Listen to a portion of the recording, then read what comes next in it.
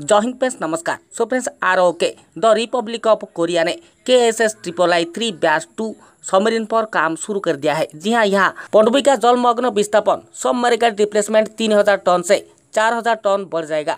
जी हाँ, जबकि एक बड़ी सबमरीन के लिए मूल डिजाइन समान रहेगा, लेकिन इसका मतलब यह है कि इसके लिए अधिक जगह है। ये सबमरीन टॉर्पीडो ट्यूब और साथ ही VSL vertical launch systems tube के साथ लेस है। ध्यान रखें, KSS 3 एकमात्र ऑपरेशनल डीजल इलेक्ट्रिक सबमरीन है जिसने SLBM submarine launched ballistic missile का सक्सेसफुली परीक्षण किया है। जी हाँ, जो एयर इंडिपेंडेंट propulsion AIP और लिथियम आयन बैटरीज और एक integrated full electric propulsion systems के लिए high temperature super conductor HTC motor technology से सुसज्जित है। जी हाँ, हमारे भारत जो फ्रांस से स्कॉर्पियन क्लास की पनडुब्बी पर आधारित कॉलबरी क्लास की डीजल इलेक्ट्रिक पनडुब्बी के लिए TOT ट्रांसफर ऑफ टेक्नोलॉजी लाया है।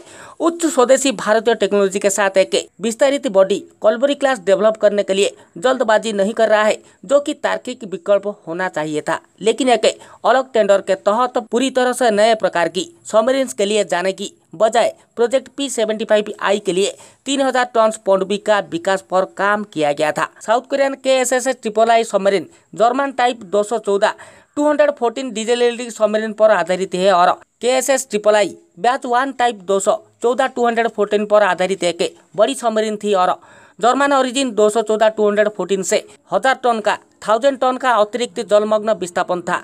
सबमरीन रिप्लेसमेंट था और KSS III बैच 2 होगा 1000 टन का एक एडिशनल सबमरीन विस्थापन है। बैच 1 से अधिक मतलब ये है कि VSL सेल की वर्टिकल लॉन्चेड सिस्टम सेल की 6 से 10 टन तक VLS ट्यूब के वृद्धि के साथ एक लंबा पतवार और उन्नत युद्ध प्रणाली और सेंसर है।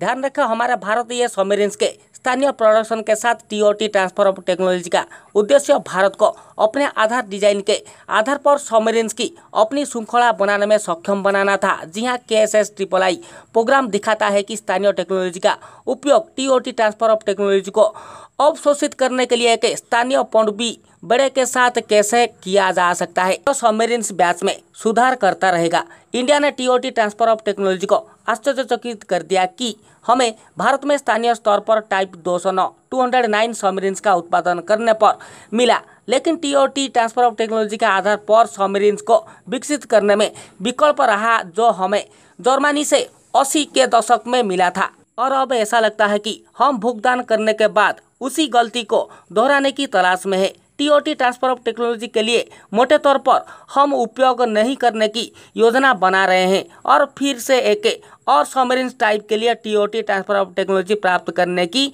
योजनाएं हैं।